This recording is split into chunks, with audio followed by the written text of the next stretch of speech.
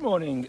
Today's job is to fit a Nest doorbell, video doorbell to this lady's house. So we've got the Nest doorbell. This is the wired one as against the battery one. The wired one is very similar, just needs either run through your existing doorbell transformer, or you can fit one of these, which is a charger transformer unit, which two little tags there go on the back of the unit once it's mounted, and it just plugs in.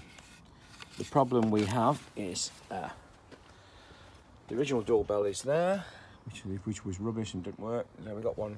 We can mount it on this side, and the reason is, although we'd like to mount it on the right-hand side, mount it on the left so we can go straight through the wall and into the garage. Here's the garage, and fortunately we have an unused socket there which he doesn't use at all. So we can drill straight through the wall, 45 degrees, thread the wire around, drop it down there and just plug in, and it's a piece of cake. So that's the transformer, and let's go and drill a big hole through the side now.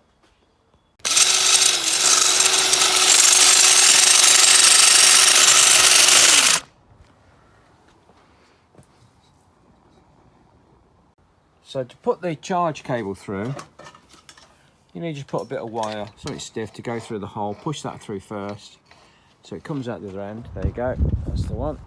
And then you can attach your charge cable to the end and pull it through. That's a 10mm hole, so it goes through pretty easy. So pull it through, and there you go, it's all the way through now. So we can take this off and attach it to the doorbell itself. So if once you drill through, you open the little package, screws and things, and you get a new masonry drill and some raw plugs. So back to there, choose where you're going to mount the bracket, the mounting bracket. Stick it on there, mark it up, and drill the two holes with the supplied masonry drill and the raw plugs. Once the holes are drilled, you can mount the backing plate. Now we have a little wedge installed in the kit, and that wedge will point the camera slightly towards you as somebody walks up to the door. So that wedge will be fit on like that and give a small degree of turn for the camera lens itself, so it picks people up better. Also, when you mount it, there's a tiny hole at the bottom. That's a security hole. You get a little pin to release the camera if you need to. So it must be mounted right way up like that. Right, that's the holes all drilled. What you have to remember on these is there's a little hole right in the base under there. I'm not sure if you can see that. And that's the release if you want to take it off. So once it goes on, it clips on tight, and you have a little prod that you poke into there at the bottom, and that releases it.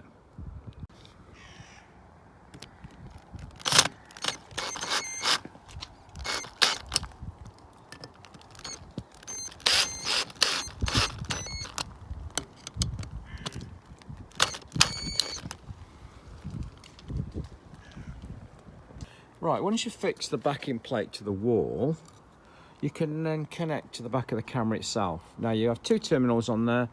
Doesn't matter which way you put them round, because it is AC power, so it doesn't matter at all. Swap them round if you want to, it don't matter. And then that is ready now to be fitted onto the back plate. So when that's all fixed to the wall, you can finally fix the camera. So it just clips on the top over there, and then you press down,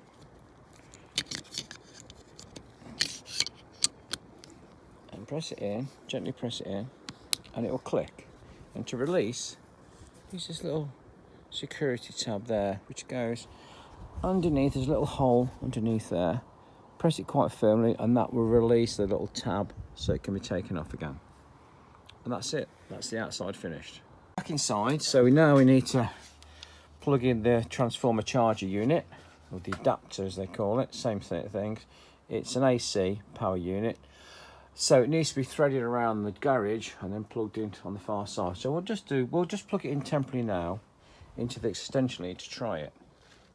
Now the camera's fully fitted, it's just a matter of making good now with the wire where it went through the brick wall. So we just fill the hole, some silicone, and follow some existing wiring up there for the electric door. This was all the way around until we finally, when we finished off, we'll just plug the adapter into that socket there, which has not been used, make it all good, and then that's the camera installed.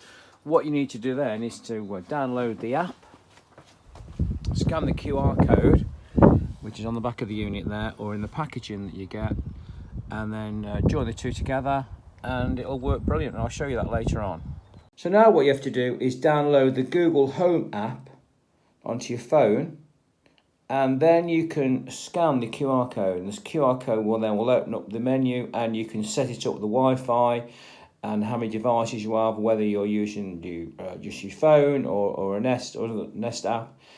And then you can view it every time somebody comes to the door. It'll ring and display with great quality. So there you are, it's all done. And that's the display that you'll find as soon as the bell rings. And there we go, it just goes back to default then.